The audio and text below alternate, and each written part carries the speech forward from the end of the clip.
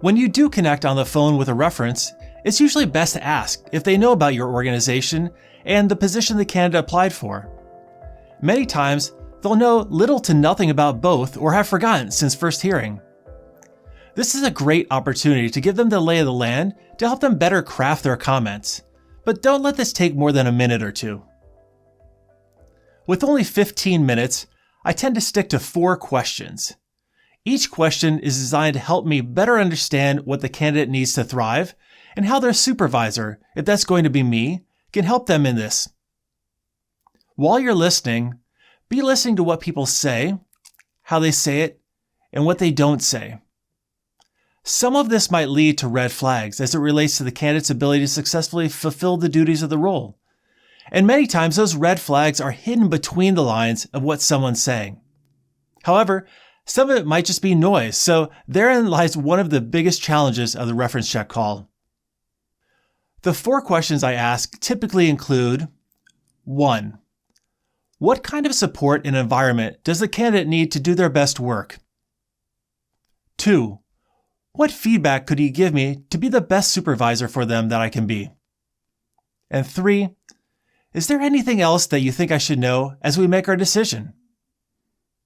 But Tim, you say, that's only 3 questions. You're right. Remember in the last module when I put in a placeholder for the 3rd round and said, we discuss it in this module? Well, that time has come. One of the most challenging things I find about conducting reference check calls is that references rarely want to say anything other than great things about a candidate. They fear that if they say too much or anything negative, it will reflect poorly on the candidate's chances of being offered the job. Countless times over the years, I've asked a reference, given that no one's perfect, what should this person work on to be even better? Only to be met with, I just don't have a good answer for that. Or, no, they're really great. You should hire them. Even if they truly are great and I should hire them, I still find it a missed opportunity to discuss how to set someone up for success with those who know them best. Admittedly, sometimes a reference really can't remember anything for this question. They worked together so long ago that this kind of information has faded into the background. So, several years ago, I discovered a twist on this classic question that I found to be exponentially more helpful during the reference check process. You need to set this one up in the 3rd round interview. I typically insert it into the flow right after we conclude the project portion of the interview. It goes like this. You confirm that the references you received in their application packet, their affiliation with the candidate, and their contact information is all still correct. Then you ask the candidate the given that no one is perfect question. The twist is that you will then fact check it, if you will, against what their references say. Here's how it works. You ask candidates, given that no one's perfect, what are 2 things that each of your references will say you should do to be an even better professional? The twist is that I'm going to ask you what each of them will say, and then when I talk to them, we'll tell them what you said they'd say about you. So, what would your first reference say are 2 things you should work on to be an even better professional? Oftentimes, this takes people a minute to think of what to say here. Just wait patiently and let them come up with the answers. Don't throw them a lifeline and say, oh, that's okay, we can move on. Let them process this atypical question. After they give you the 2 things that their first reference will say, move on to their next reference, and then the next one.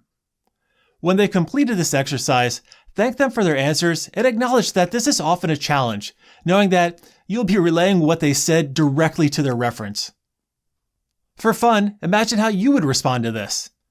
What would each of your references say you should work on improving, given that no one is perfect? Why I find this question so magical is that candidates are often prepared for a question like, what would your supervisor say is your greatest strength or your greatest weakness? But they're not prepared for you to fact check what they say. The second reason I find this question so magical is when you get into the reference check call, you have something to help prime the pump for their reference. If a candidate already said it, it's out there for them to respond to. Many times candidates, being much tougher on themselves than others are, have their comments met with, oh, I can totally see why they say that, but it wasn't really a problem. Or, yes, that was an issue, and they worked on it and got much better at it during our time together. Remember to conclude the reference call with the question, "Is there anything else you think I should know as we make our decision?" And then thank the person for their time.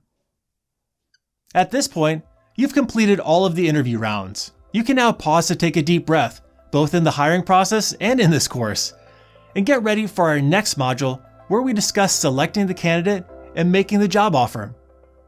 For the great work you've been doing, no homework. See you in the next module.